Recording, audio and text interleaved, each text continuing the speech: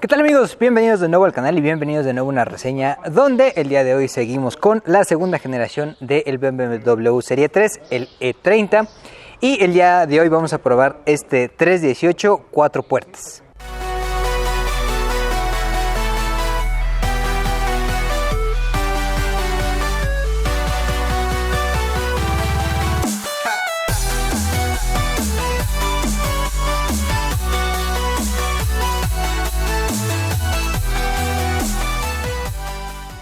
Como lo comentamos en el video anterior, en donde tuvimos el Serie 3 de 1987 pero convertible, esta segunda generación del Serie 3 fue introducida en 1982 e inicialmente tenía carrocerías sedán de 4 puertas o de 2 puertas, así como el convertible, y con un primer rediseño que tuvo en 1985 se añadió la versión vagoneta, así como el M3, que era la versión más deportiva, con motor 4 cilindros de doble árbol de levas a la cabeza y 192 caballos de fuerza, pero las versiones más normales montaban motores de 4 cilindros desde un 1.6 hasta un 2.0 o 6 en línea, como lo vimos en el video anterior de desplazamientos 2.0 hasta 2.7.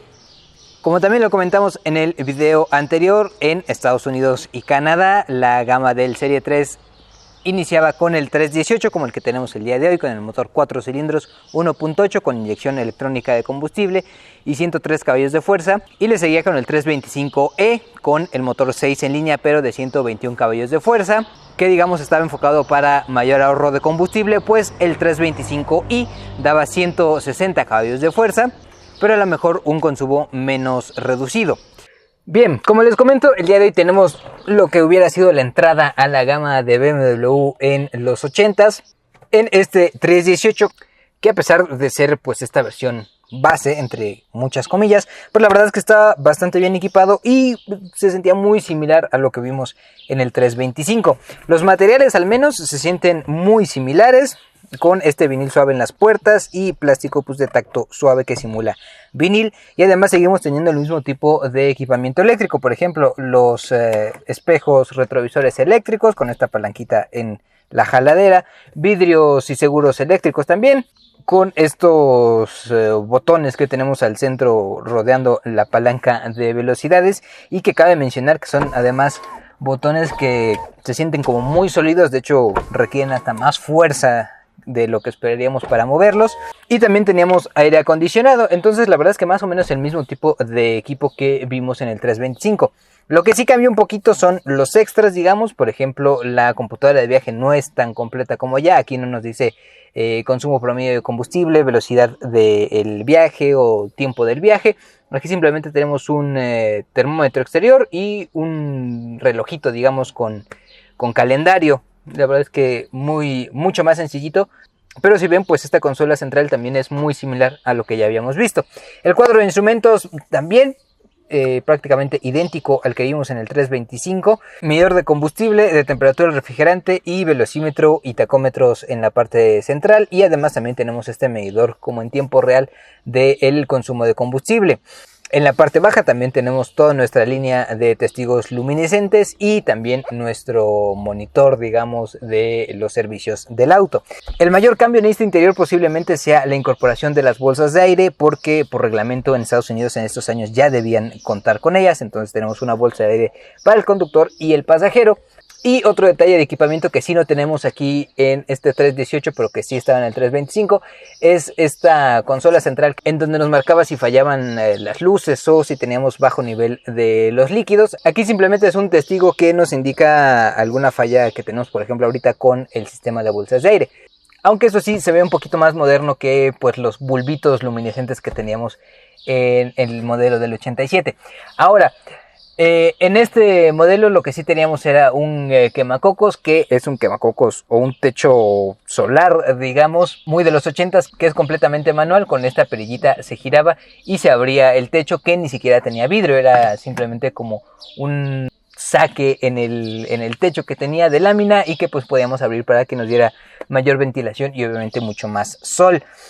Los espacios de almacenamiento sí idénticos a la versión antes del rediseño, espacios en las puertas, una pequeña charolita debajo de los controles del aire acondicionado, una charolita muy pequeña al lado de nuestro freno de mano, el cenicero obviamente aquí en la parte frontal y una guantera que les comentaba que era bastante amplia, un par de cajas de pañuelos de papel caben ahí sin problemas. En la versión del 87 vimos unos asientos que estaban retapizados pero que tenían muy buen agarre lateral. En este tenemos unos asientos que son los originales en cuanto al vinil que monta, que a pesar de que es un vinil bastante suave, pues en cuanto a, digamos, las calidades, sí se nota que viene directamente desde los 80s. Además, estos asientos no vienen ni de cerca tan agresivos, digamos, en cuanto a su soporte que los del 325. Son unos asientos mucho más planitos y que nos da la impresión de que sí, digamos que ahí es donde se ve la versión barata de este E30. Obviamente el mayor cambio que tenemos en este auto con respecto a la versión que probamos antes es que este es un sedán de 4 puertas y atrás es mucho más amplio o mucho más cómodo, porque tampoco es muy amplio que digamos, pero sí mucho más cómodo que el blanco que tuvimos anteriormente. El asiento es mucho más suave, sí, igual de plano que los de adelante, pero la verdad es que mucho más suave, se siente mucho más cómodo para ir aquí en trayectos más largos. Lo que sí es que pues tampoco tenemos cabeceras, pero el vinil se siente de la misma calidad de adelante, que a pesar del diseño, les digo, pues que sí denota la edad, se siente muy muy cómodo y los materiales se mantienen igual que al frente, incluso aquí en esta puerta trasera. Este vinilito suave forrando toda la puerta, aunque lo que perdemos acá es espacios de almacenamiento. No hay nada en las puertas. Y al centro solamente tenemos nuestro cenicero, que también ya habíamos visto, para ambos ocupantes traseros, aunque acá atrás sí podrían viajar 3 personas, a lo mejor con algunos problemas porque tenemos un túnel de transmisión bastante amplio. Hay que recordar que son autos de tracción trasera, entonces para 2 personas de hecho está mucho más cómodo. El espacio de la cabeza, bueno, a lo mejor una persona de unos 70 va a viajar aquí, una persona más alta sí va a tener un poquito más de problemas, pero lo que sí teníamos eran cinturones de seguridad de 3 puntos para las 3 personas que viajaran acá atrás. Y como detalle curioso, los anclajes de estos cinturones de seguridad no tienen necesariamente que ir volando aquí en el asiento o lastimarnos si nos sentamos en uno de ellos por accidente, sino que tienen un espacio específico para que vayan guardados cuando no los ocupamos.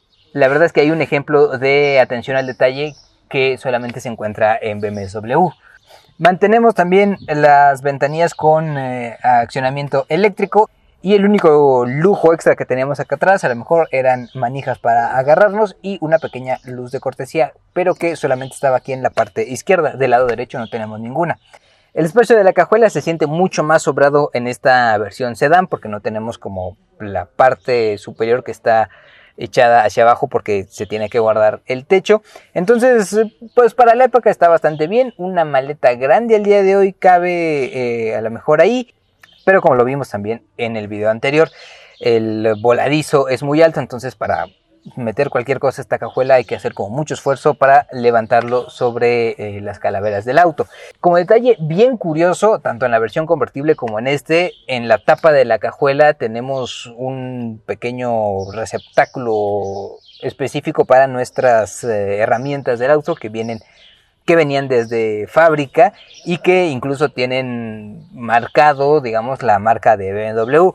Entonces, si se nos ponchaba una llanta o debíamos hacer alguna reparación de emergencia en el camino, pues podíamos hacerlo con todo el lujo con nuestras llaves de BMW. Sin mucho más que comentar de este auto, ahora pasemos a manejarlo porque, como les decía, ahora tenemos el motor 4 cilindros 1.8 y poquito más de 100 caballos de fuerza. Bien, manejando este 318 nos encontramos con sensaciones, la verdad es que bien interesantes, porque hemos manejado autos de los 80s, 90s, pero como bien sabemos hasta mediados de los 90s fue que empezaron a llegar estos autos europeos a nuestro país. Pues estando aquí uno se da cuenta de lo que en realidad nos perdimos en esos años.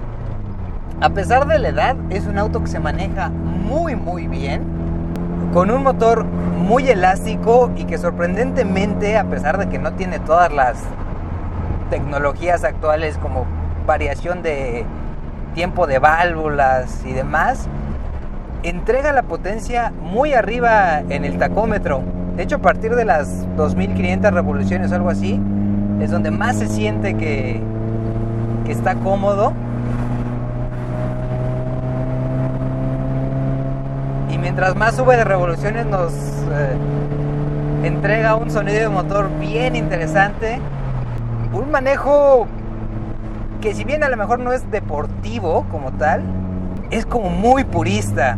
La dirección es precisa, aunque tiene asistencia hidráulica, obviamente, se siente muy precisa. La palanca de cambios también entra en cada una de las velocidades sin ningún problema. Entonces se siente como un auto, digamos, adelantado a la época. El embrague es suave, pero con un corte también preciso. No hay que pisarlo tan hasta el fondo para que accione. Y a pesar de que es solo un 4 cilindros, la verdad es que se escucha muy bien. Como que siempre queremos llevarlo revolucionando. La visibilidad, al tener pilares delgados como era costumbre en la época, pues es muy buena. Hacia atrás prácticamente podemos dominar incluso las puntas del auto, porque podemos incluso ver la cajuela. Espejos cuadrados y amplios. Hacia adelante pues obviamente seguimos con las líneas rectas. Entonces, además es un auto bien pequeño. La verdad es que mucho más grande que un Jetta de la época no se siente, pero sí con una calidad de marcha que no, definitivamente no teníamos en el mercado local en esos años.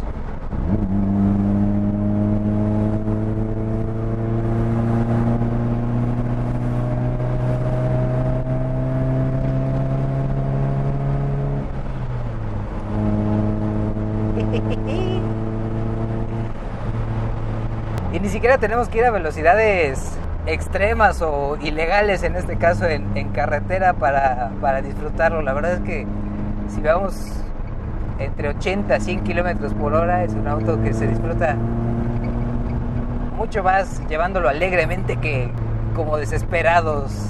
Sin duda alguna, un clásico moderno, diría yo.